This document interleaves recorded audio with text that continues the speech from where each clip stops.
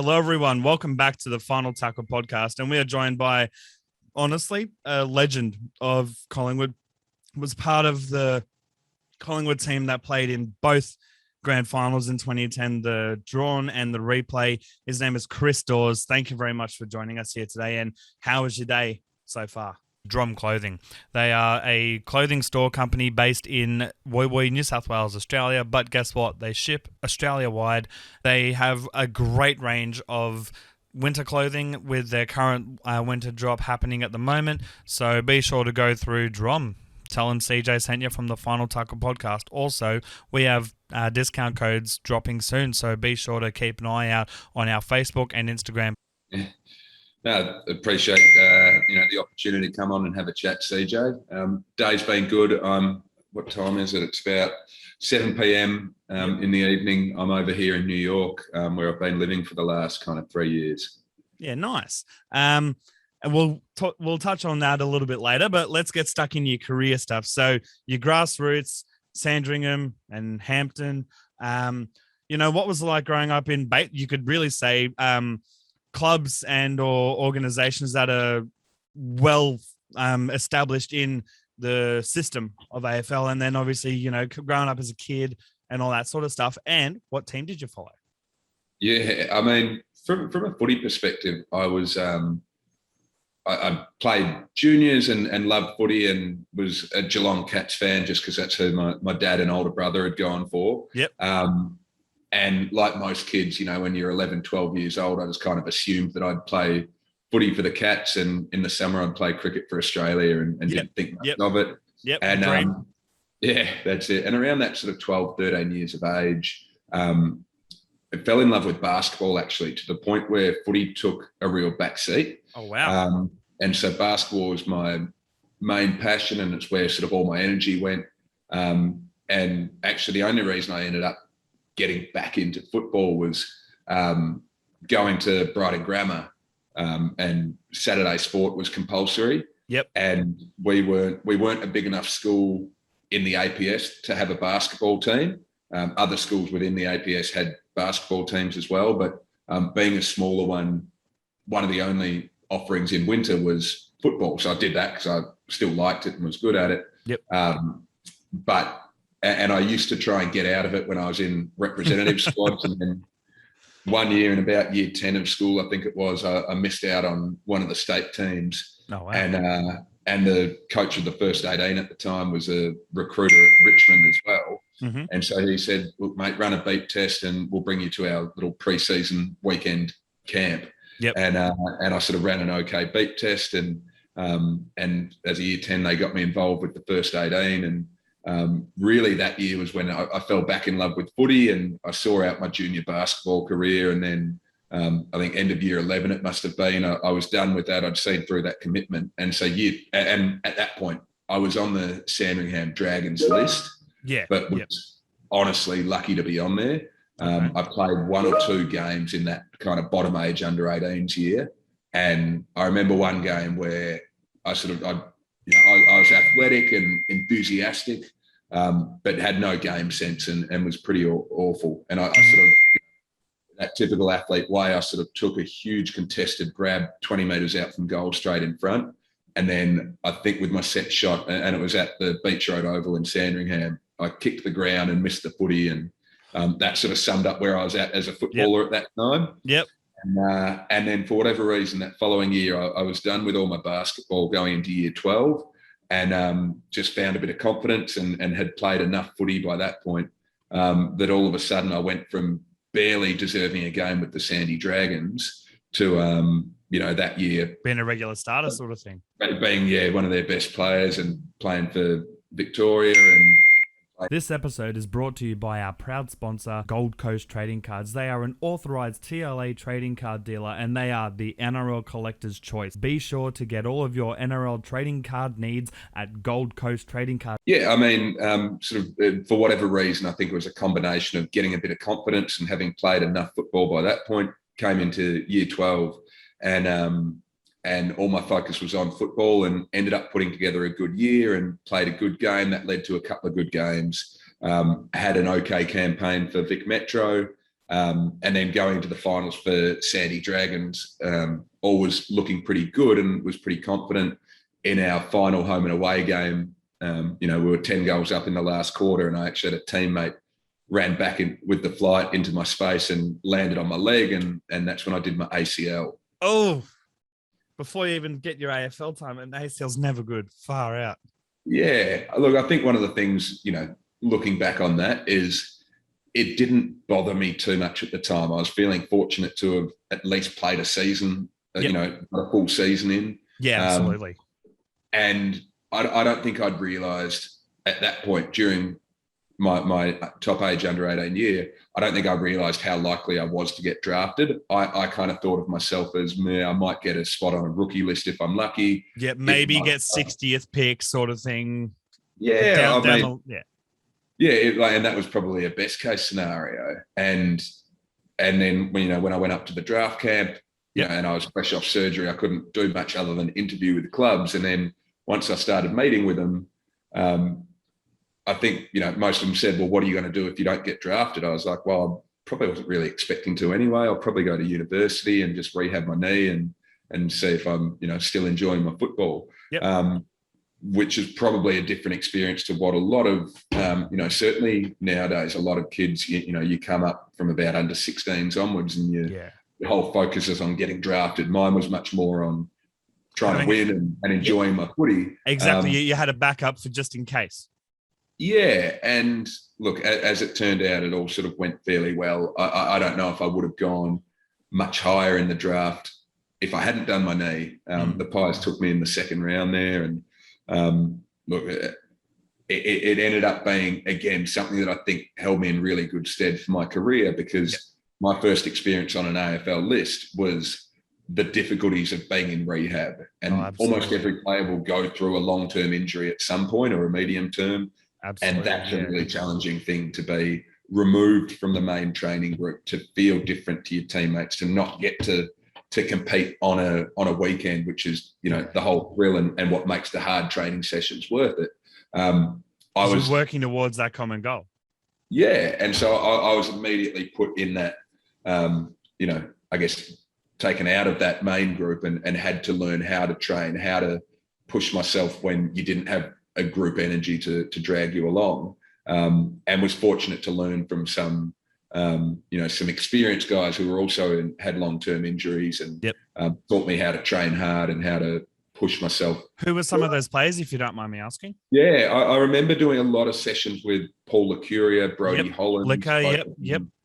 And both of whom had injuries in the back half of their careers, at the back end in their final years. So training alongside them, even Alan Didak was coming off an ACL. Yep. Same year I was. He got fast-tracked and came back in about Anzac Day of that year. I think, what a quick comeback that was. Well, quicker, compared to nowadays. Yeah. Yeah. And so, look, that was my first experience in the AFL. Was not. But those are the sort of players you'd want to be surrounded by if you're recovering, because they were veterans by that point.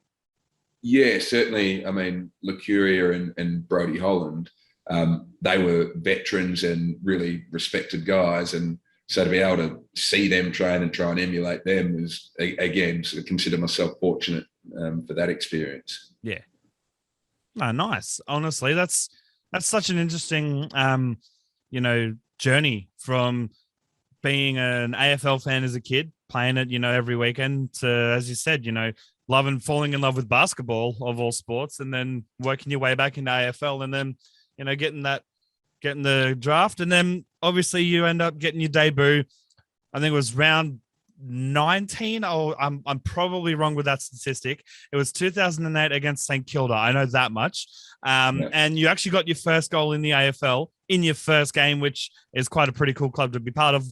Talk to me about, tell me about what was it like the week leading up to the game and everything involved with your debut game. Yeah, you're testing the memory a bit now. I remember you're right in that it was late 2008.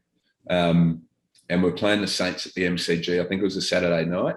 Oh, nice. Oh, perfect pie game that would have been.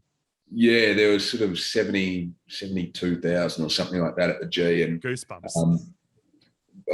I remember very little from the game. I just remember in the warm-up, doing the most basic lane work drills that I do 4 or 5 times a week, and just being really sort of fumbly and jittery in that. And so I just remember sort of thinking like, oh God, I'm close to being overawed by the occasion here, and just being, pretty on edge, that I kept, sort of like walking over and taking a sip of water and just trying to calm myself down. And then, as you mentioned, I was pretty fortunate early on in the game, in the first minute or so, a ball skidded past my opponent and into my arms, and I happened to be in the goal square and facing the right way. So I was able to bang through a goal from point blank range. Did that help boost the confidence for that game, do you reckon? I think what that did was I just remember that sort of feeling of like kind of the nerves washing over me, and remember sort of like being obviously pretty pumped up. And walking back to my position thinking, well, like at least I've done that. At least, it hasn't been a horror debut. I've kicked a goal. Yep. If the rest goes shit, at least I kicked a goal. And that's it. And then I sort of, I can't remember. I settled into the game and played okay without setting the world on fire, but just... It was a decent debut. Game. Yeah. And what was cool about that game was the other guy who debuted that night was Johnny McCarthy. Wow. So having that bond with him was awesome. That we both got to share that debut experience together. Oh, absolutely. And that's honestly pretty crazy to think, because they do say that, in any professional sport, be it AFL, NRL, etc., that your debut game, it goes like that, like so bloody quickly. Like it's something that you have to experience firsthand, which you have. Would you say you agree with that statement? It certainly went really quickly. Yeah. You think about it, my whole career felt like it went pretty quickly. But yeah, it was the debut I remember very little from. I actually got sent a clip or something from Instagram the other day of a goal that I'd kicked, and it was a bit worrying because I looked at it and I could not even remember the game. Wow. Do you think, obviously with these days, the head knocks being a big talking point, do you think maybe that could be a possible reason, or is it just you just have a bad memory even before AFL? I've typically got a pretty good memory, and I remember when I was playing, I could name every goal, the circumstances of every goal I'd kicked. Yeah. I think it's more, and in terms of head knocks, I was very fortunate, never once had a concussion. A head very knock. Lucky, yeah. Which I know is a rarity, and that's certainly a worry. Yeah. That's not something that's impacted me at all. I think the reason that I couldn't remember that is I just, I haven't thought about football in so long, and memory, so much of your long-term memory is just rehearsed. Yeah. I used to know every goal because I was living in it and I was talking about it, thinking about it. Yeah. Whereas haven't thought about footy for so long, or spoken to anyone about footy for so long, that that's where some of those games start to get a bit hazy.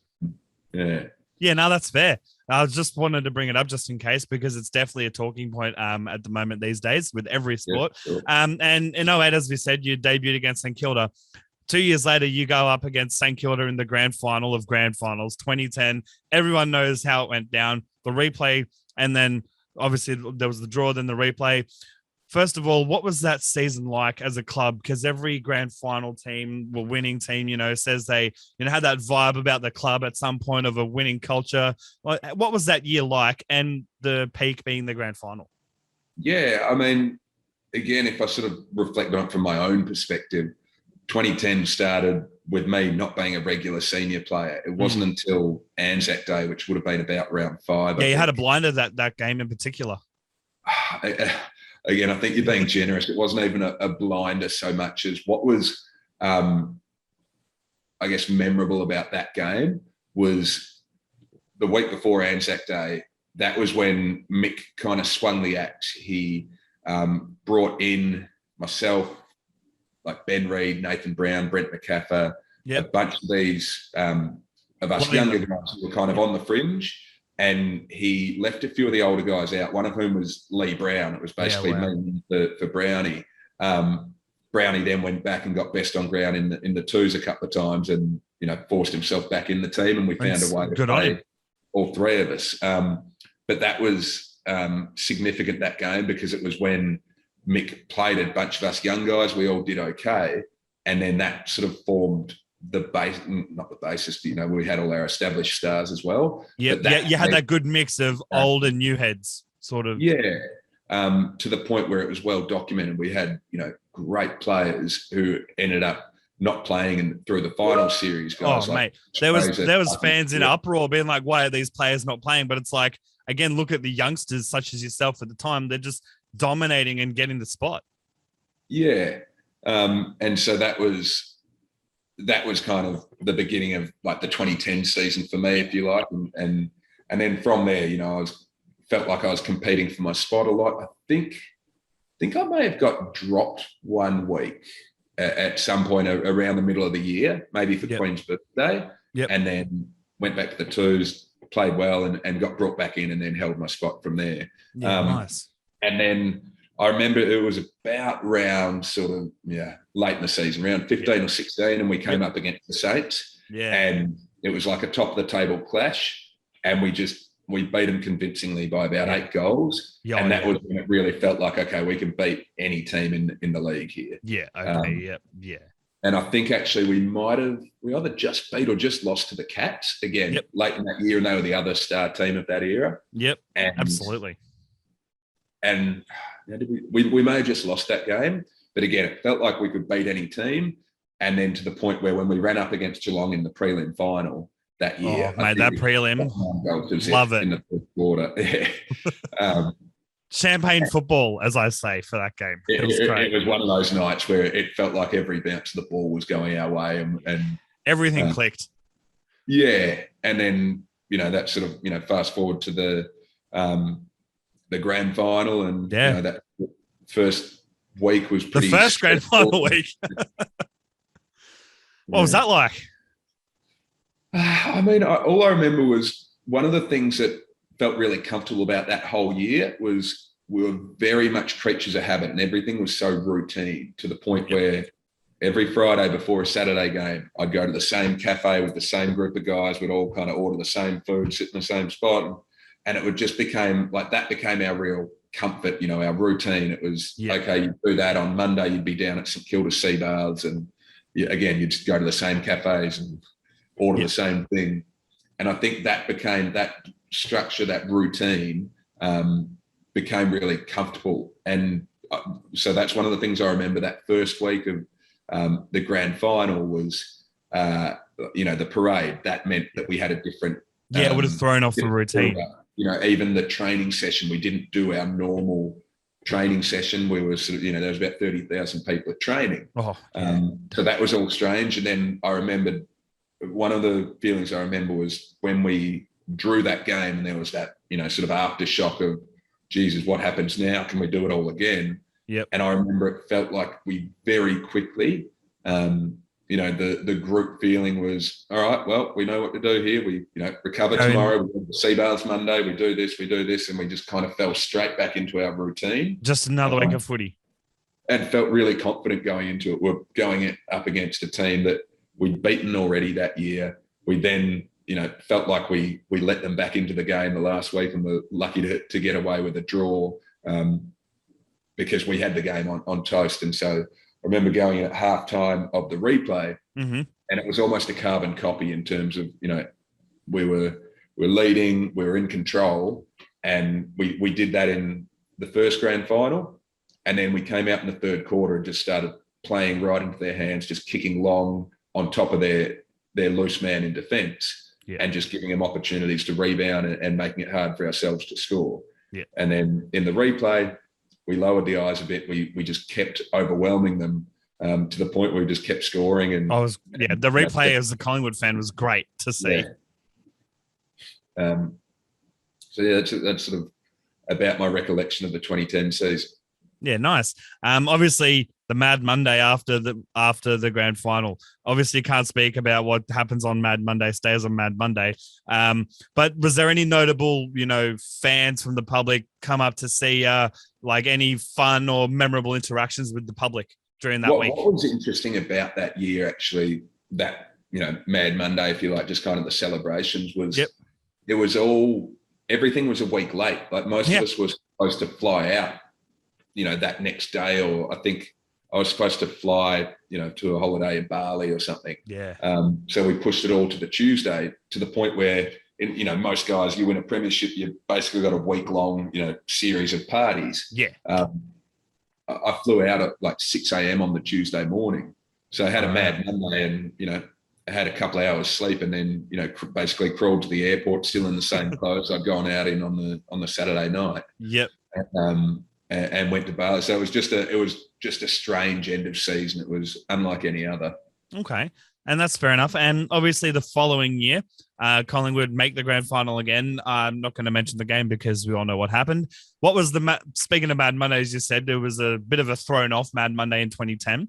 What was the Mad Monday like that year? Was it, or the Mad Monday week sort of thing? Was it minus the winning feeling, unfortunately, but were you able to be a bit more structured with the sort of plans and stuff? I think so. You're testing the memory there. I think it was a lot more like any other sort of end of year. It's that kind of disappointment at the season ending without winning the whole thing. Yep. But very quickly it becomes sort of a good time. You appreciate being around guys going through the same thing as you, and you celebrate the season that was. Oh, absolutely. Absolutely. Well, enough of the grand final talk, because what's been said can be said 1,000 times about the 2010 grand finals. After your time at Collingwood come to an end, you jetted off, or, you traded to Melbourne. What was like getting a sea change, for lack of a better term, going to the D's and, playing a few years there? Yeah, it was tough. I mean, I was really appreciative of the D's, because at the time they'd, shown a lot of interest and really wanted to bring me on. It was tough though. We just finished the 2012 season where we lost the prelim to Sydney. Mm-hmm. And the week before I'd torn my medial ligament in the West Coast semi-final, and limped through the prelim. And, I don't even know if I would have been able to get up. I'm sure I would have got up for a grand final, but I was kind of injected up to my eyeballs with painkillers and hobbling around. Wouldn't have been an enjoyable time for you if you had one. Yeah, look, it was tough going. And so I remember finishing up that season, and it was just a tough season anyway, and being really motivated to get my body right, have another crack at it, have a big pre-season and make up for that 2012 season. Meanwhile, the Pies had other plans and wanted to move me on. And I mean, I get the decisions why. I was 24 at the time and had a disappointing year, not adapting to that forward ruck role that Bucks had wanted me to play in. Mm-hmm. And I get it from a list management perspective. It was, a pretty sound decision. Move on a guy who's had a bad year while he's still got currency and they were able to get good draft picks for me, etc. Yeah. And so what was difficult about that as well is I found out the day before I was heading over. My wife. That's a bit of a shit move, a little bit. I think it's the nature. It is what it is. Yeah. It is what it is, and I certainly don't begrudge anyone because I completely get the decision. Yeah. That said, it was still difficult to kind of cope with that. Mm-hmm. I found out, and then a few days later went to the US, and so I was speaking with clubs and my manager, at all hours of the night while I was in the US, and they were trying to sort of work out where am I going to go. So that was a really interesting time, and finally agreed on the trade and got it done, and so got traded whilst I was away. And remember the D's, they had finished outside the 8 that year. Which they'd done quite a bit. And so I was coming off a prelim final. Yeah. And so I got home and their pre-season had started, a week earlier. So I kind of got off my flight, went into the club the next day, having torn my medial as well and had barely been able to run. And when I did, I nicked my calf a couple of times. And so that kind of set off a pretty disappointing time at Melbourne, just from a body perspective. I think I was always just trying to play through injuries rather than taking enough time to recover. Okay. And how did that emotionally affect you at that time? I mean, at the time, I thought I was coping okay. I think looking back, it was probably wasn't coping that well. Okay. It was just the constant disappointment of feeling like my body was letting me down and not doing what my mind was capable of. Yeah. My answer whenever things were tough was just, all right, we'll work a bit harder and push through and don't sort of give in to, a little bit of discomfort. But I think in my time at the D's, I had like 13 soft tissue injuries or something. Yeah. Wow. And that just kind of repeatedly happening. I mean, I got one or half a preseason out of my 4 years there in. I think in my whole career, I played round one once. Okay. Possibly twice. But again, it's sort of a sign that I was always trying to come back too soon and do too much. And I mean, if I had my time again, I'd probably make the same mistakes, but I'd like to think, I'd take a little bit more time and possibly extend my career by a few years. No, that's fair. Honestly, absolutely fair enough. Obviously, we've just covered your time with Collingwood, your time at Melbourne. Let's get to some fun questions. Who was the biggest pest at the clubs? Trying to think. Can't remember at the Pies. It was probably, I was one of the young boys for a lot of my time there. So I was probably one of the pests. But yeah, I mean, the obvious ones are, your Heath Shaws and your Daisy Thomases. Yep. They were great value, always sort of, looking for a fun opportunity to annoy people. At the D's, I mean, Maxie Gawn used to always try and wind me up, which I enjoyed, and I'm still really close with him. Yep. And in fact, that's where I'm getting most of my AFL news these days. It's from Gawny. Talking to Gawny. Yep. I'll sort of call him, how you been going? And, I think this year the D's are doing pretty well. Oh, mate, they're doing so well this year. Yeah. So, I mean, and that's great for them and exciting to see, particularly for the guys who are still there from when I was there. Yeah. They've been through the trenches of the tough times. Yeah. They've, those who are still there certainly deserve to have a bit of success. Absolutely. But Gawny was one guy who's always good fun. Yeah, fair. And who was the toughest opponent individually to go up against? And which club was the toughest for you emotionally, mentally to go up against?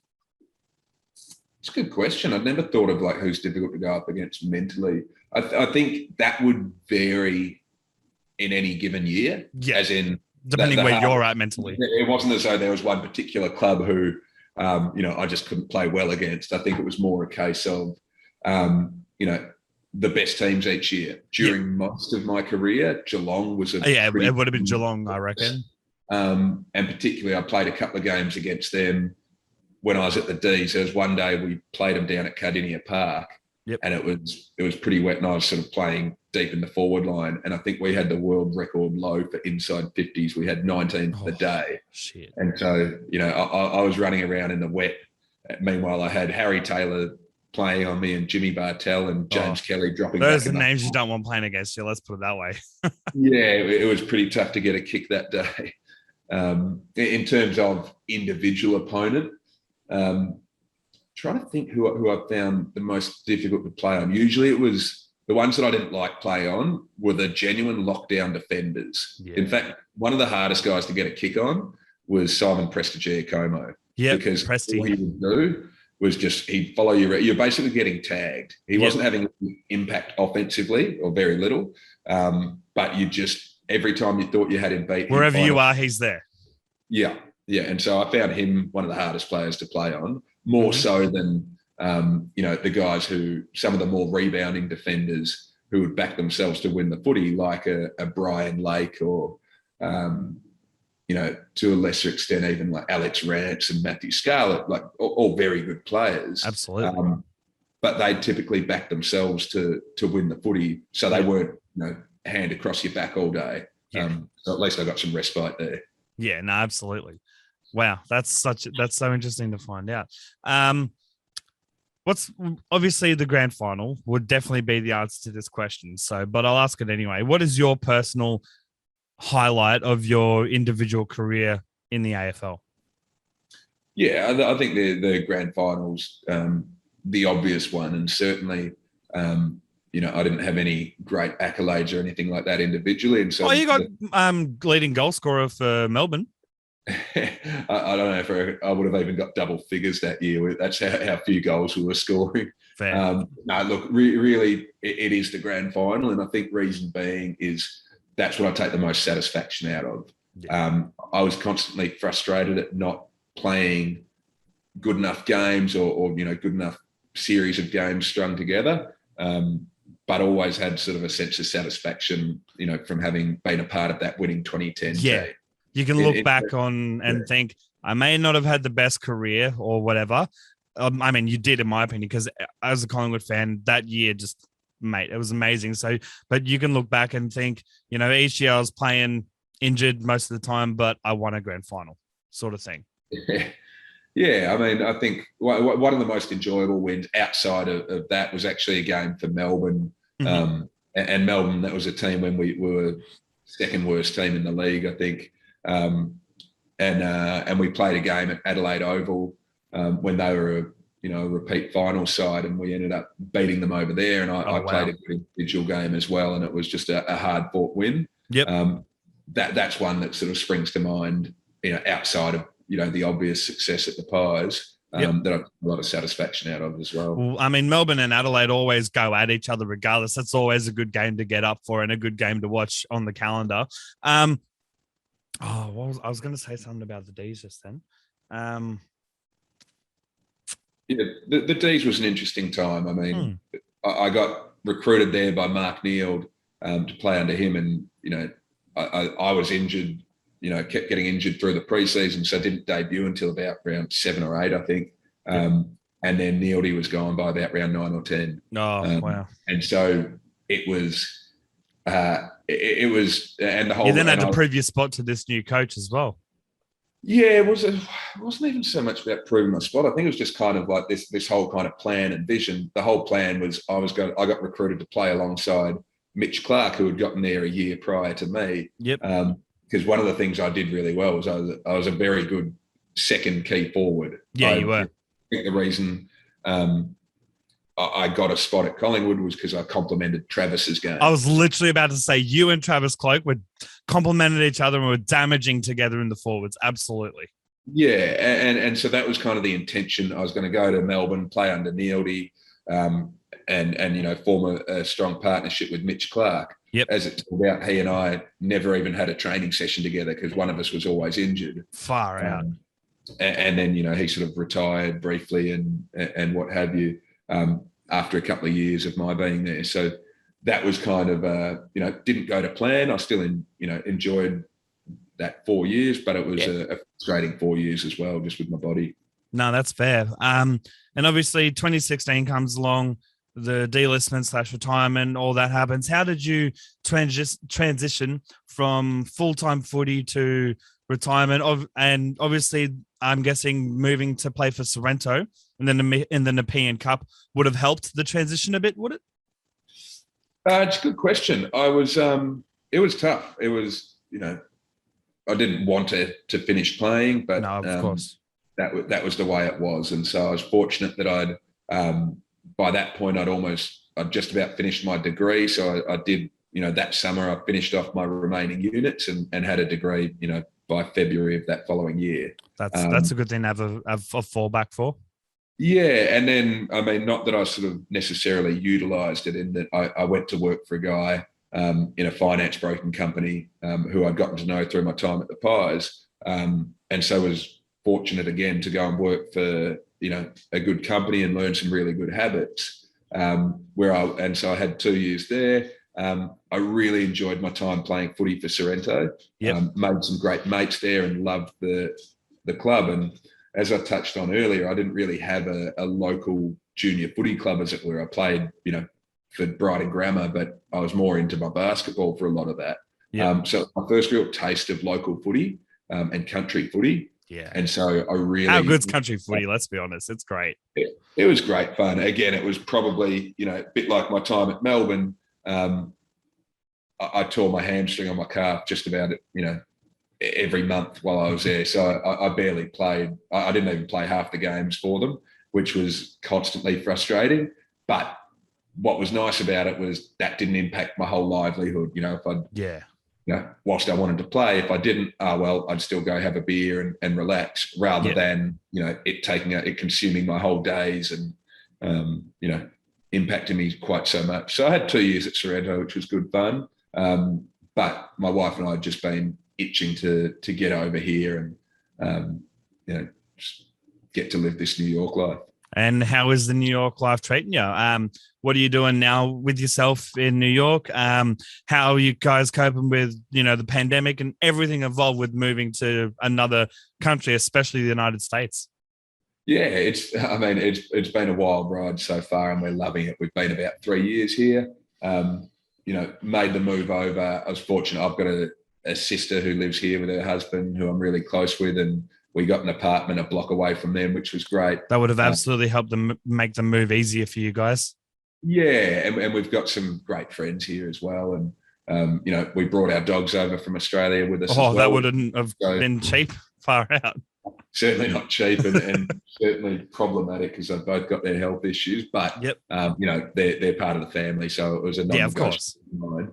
And so, look, bringing them over made it pretty settled.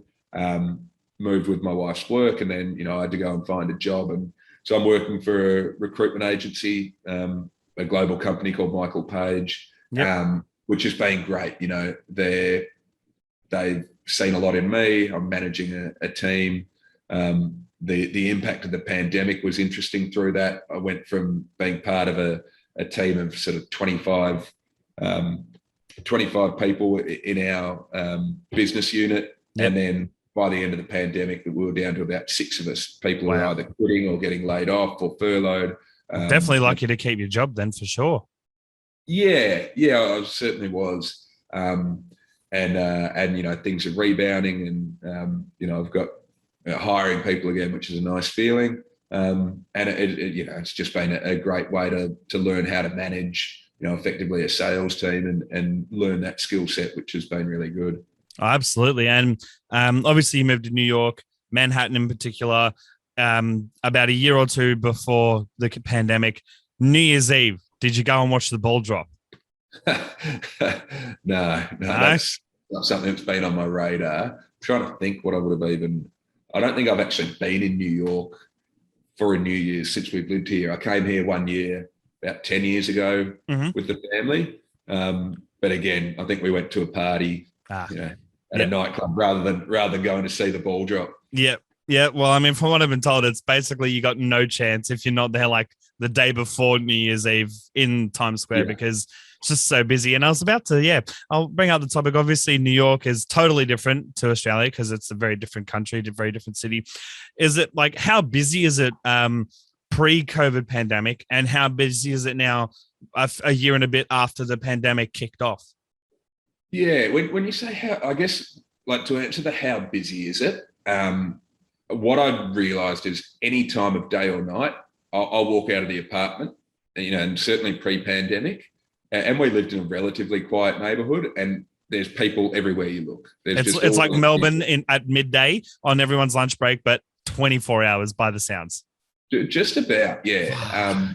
And then, so it was quite eerie for a very short period around the pandemic, and when there was sort of various protests and riots and that sort of thing. And there was that also brings up, I didn't register America BLM protest. What was it like being, you could say, a foreigner, but not really, like seeing that sort of stuff happen firsthand?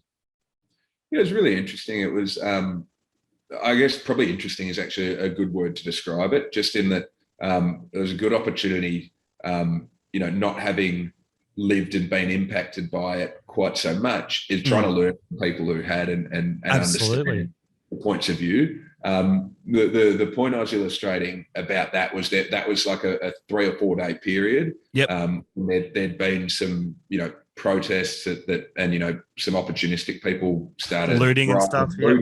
That was a strange time, taking the dogs out for a walk at night when there was a stay-at-home order and there not being people on the street was a pretty eerie feeling. Like a ghost town almost, sort of thing. Yeah, for a city that's usually so bustling. But really, other than that kind of week or so, it's been pretty busy, and it's the city certainly has a lot of energy and is almost as busy as it was before. Certainly pockets of downtown where we tend to live and socialise, it's all pretty busy, which is good fun.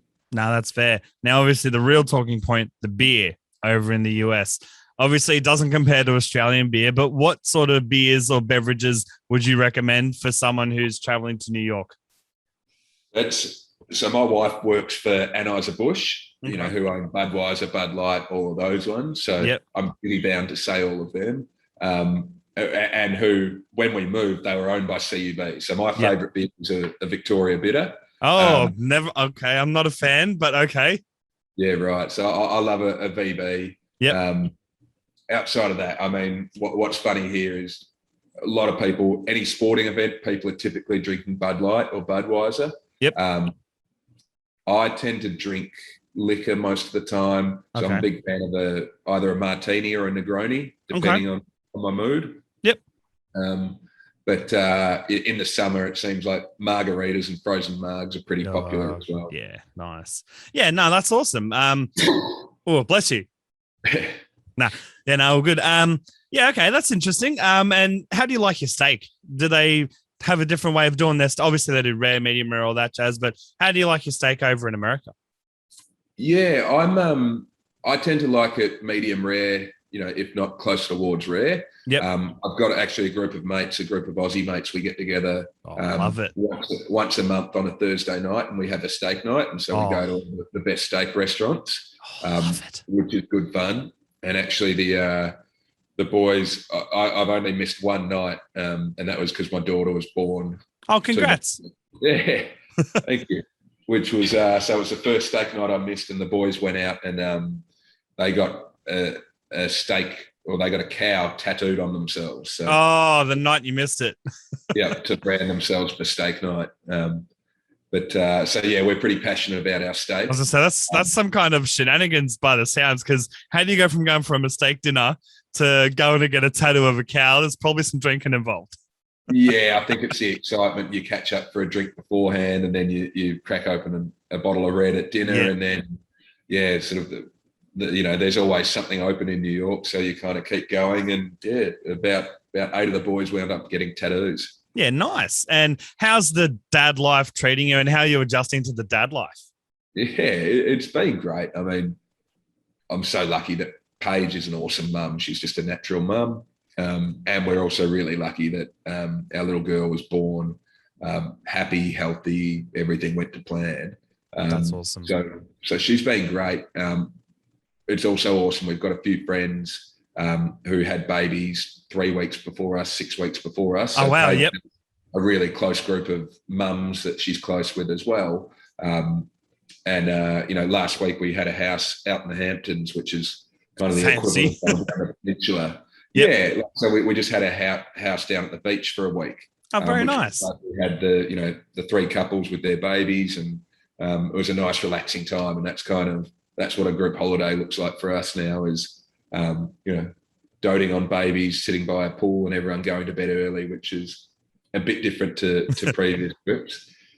Yeah, but no, it's been great, and I'm loving it and enjoying seeing I think she must be about 6 weeks old today. Oh wow! Seeing the constant changes every day is really awesome. Wow, you've honestly got a long road ahead, but it's also probably already feeling like it's going so quick, even though it's been 6 weeks. Yeah, that's it. It's amazing where the time goes, but no, we're loving it, and it's been great. Oh, absolutely. Touching back on your career a little bit, Mick Malthouse, obviously he was a powerhouse of a coach no matter where he went. What was he like as a coach for you, and how did he help benefit your game? Yeah, I think one of the things Mick, it's well documented, Mick did really well.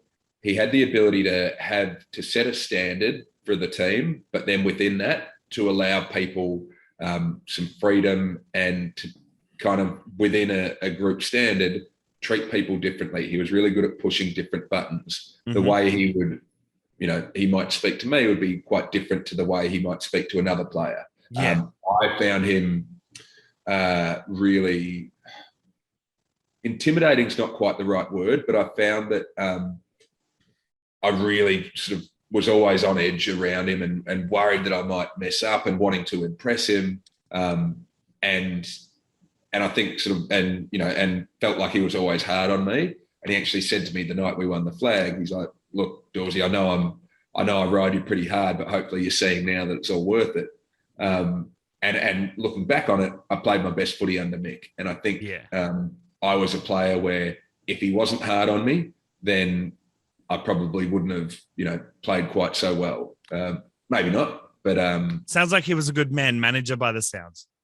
Yeah, I think that's a fair assessment. So yeah, and I bump into Mick now. It's always, not for the last 3 years, but when I've seen him, it's always been great to catch up and not so intimidated by him now. Yeah, no, absolutely. Honestly, that's amazing to hear.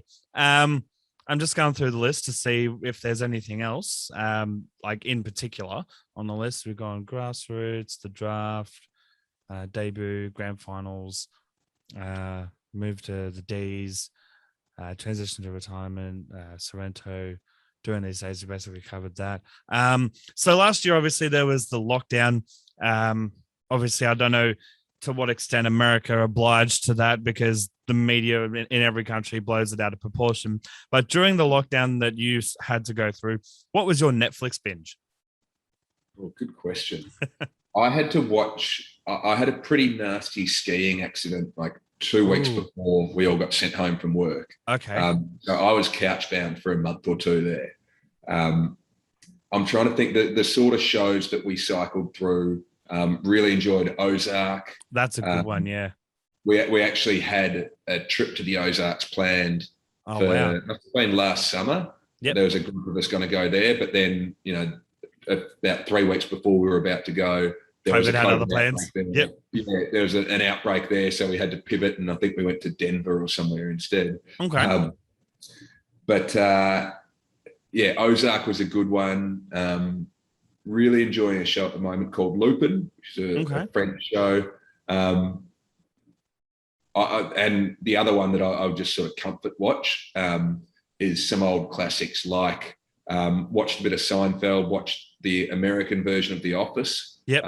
First time, which I really enjoyed, and those sort of shows. Yeah, nice. I was going to say, obviously, Collingwood kind of set the precedence during the time when you were there by being one of the first clubs to do a off like preseason in America. Is that what sort of made you start to fall in love with America? Was those preseasons in Arizona? That's a good question.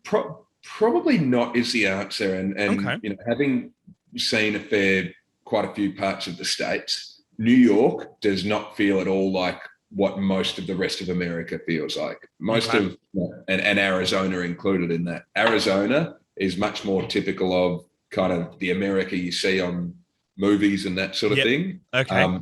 Versus New York, which is just kind of a different kettle of fish. It's like it's kind of like you're saying. It feels like there's America and there's New York sort of thing. Yeah. And it does. It feel at times it can feel like almost a separate country. Wow. It is such a multicultural place. It's a high energy, fast paced, city that it doesn't feel like most of the other places in the US that we've spent any sort of time. What's your favorite place in America other than New York to visit or etc.? Yeah, great question. I was about to say, do you know what I really enjoy is Vail? The ski mountain in Colorado. Yep. We've had a few trips there. The ski injury I alluded to, that was in Park City, Utah, so I don't have quite so fond memories of that. Nah, you'd be like, not going to Utah anytime soon. No, certainly not. And outside of that, I mean, really, I've been down to Miami recently, had a great time there, but it's not that appealing outside of the beaches. Yep. And in terms of other places, I really just love being out in the Hamptons, beautiful beaches, just a little bit quieter and nicer than New York as well. Have you been to California, or is that where the Hamptons is? Maybe I'm brain farting. Yeah, no. So the Hamptons is kind of like a 3-hour drive out east. Like upstate New York sort of thing? No, upstate sort of due north. Okay. And then if you go east, it's kind of like the equivalent in Melbourne if you were to drive down either the Mornington Peninsula or the Peninsula. I know exactly where you mean, yep, because I visited family heaps. Yep, I know what you mean, yep. Yep. And then, California is really awesome as well. I haven't spent a heap of time there since we've lived here. Mm-hmm. We're over in Hawaii, actually, at Christmas and New Year's. That was a really nice time. Jealous, mate. Far out. Yeah, again, we sort of got a big house with a group of friends. Yep. Had a great time then. We've been really fortunate with some of the travel we've done. Yeah, nice. Obviously, I don't know if this random question just popped in my head. Do you see yourself moving back to Australia anytime, or are you going to call America home for the foreseeable future, do you reckon? If my mum's listening, I'll definitely be back in Australia. If my boss is listening, I'm in the US for the long term. Yep. The reality is probably somewhere in between. I think, yep. Certainly not ready to move home. Well, especially not with a newborn, for sure. Yeah. And I mean, it means we've got an American citizen in the family now as well, which is cool. But no, I'd say at least another couple of years here, but it's just going to depend so much on, how her health goes, if we have more babies, and then what that means to us living here and working here versus, what's going on at home. I think what I can confidently say is if it's not New York, it's Melbourne, and if it's not Melbourne, it's New York. Absolutely, yeah. That's the places for us. Nah, that's fair enough. And I guess one sort of final topic would be Mason Cox, obviously American Pie nickname. He's from America. He's in Collingwood. As you know, as you've said, you don't really follow the AFL too much, but being a former AFL player yourself and living in America, do you see much hype, or in general about Mason making it in the AFL, or is it not as commercialized as it is in Australia? Yeah, I mean, I don't know where he grew up, but certainly not. I mean, I don't, like I said, don't sort of see or hear or talk much footy here. I mean, I've got a big group of Aussie mates here, and half of those guys are really into their football, to the point where, I'll speak to them on a Friday and they've been up at 5 that morning watching the game, and they're, yep. And people are often saying to me, how about the Pies? How about the Ds? But you'd be like, who? Yeah. I don't watch it. Yeah. And it's not that I'm sort of actively avoiding it. No. It's not on at a convenient time. Yeah. There's sort of other things I'd rather be doing or watching. Honestly, absolutely agreed. Yeah, but that said, particularly if the Ds or this year it'll be the Ds are in the finals, I'm going to be more likely to tune in and might even get up and watch a game. I mean, last year with the grand final, we had a group of about 20 or 30 of us. We because it was aired at about 5 a.m. here. That's not too bad. We all maybe it was even earlier than that. It was some ungodly hour. So all right. Don't check the scores, or if you really must, don't tell anyone else. And we all met up at a reason, at a civil kind had it on record and watched. Watched it on delay, and almost all of us didn't know the result. So that was a great day, and that was a really great game of footy to watch when with Dusty turning it on. Oh, mate, isn't he incredible? Right, 3 grand finals, 3 Norm Smiths. I think it was Norm Smiths. Like it's bloody. Like I think that's a record or something. It's crazy. What kind of does my head in is, as a Collingwood fan, they went down to Geelong of all teams in the prelim, but I mean, we all know what happened the following week. Richmond won. So go ahead. Yeah, I mean, I think what you and I were both saying is Dusty Martin's just one of those great players to watch. He's just so enjoyable to see, how dominant a player he can be. I honestly think he's potting. I mean, I may be assuming too much, but I think he's possibly maybe in about 10 years' time, worthy of once in a generation type player to watch. Yeah, I mean, he's certainly, good enough to be in that conversation for sure, and that's sort of what makes him a joy to watch. Absolutely. I think that's about it. I will ask, though, is there any advice you have for any kids who would love to make it in the AFL one day? I mean, if I were to draw on personal experiences, do what you enjoy doing. If that's footy, just have fun doing that. Certainly, I think it's a pretty safe thing to say that if you're enjoying it, you're probably going to be happy. And if you're happy, you're confident. And if you're confident, you're going to play your best footy. Now, whether that means you make it to the AFL or not, who knows? If you are, one of those kids who's lucky enough and talented enough to make it, and it means that much to you, then the only advice I'd offer is if you really want to make it, do everything in your power. And sometimes that's going to mean making sacrifices. be it, you know, you got to sacrifice some of the social aspects, or, you know, dietary wise, you might not get to eat exactly what you want all the time. You might have to sacrifice and work a bit harder than other people. But again, if that's what it's, you know, if it's worth it to you, then that's what you got to do to make it.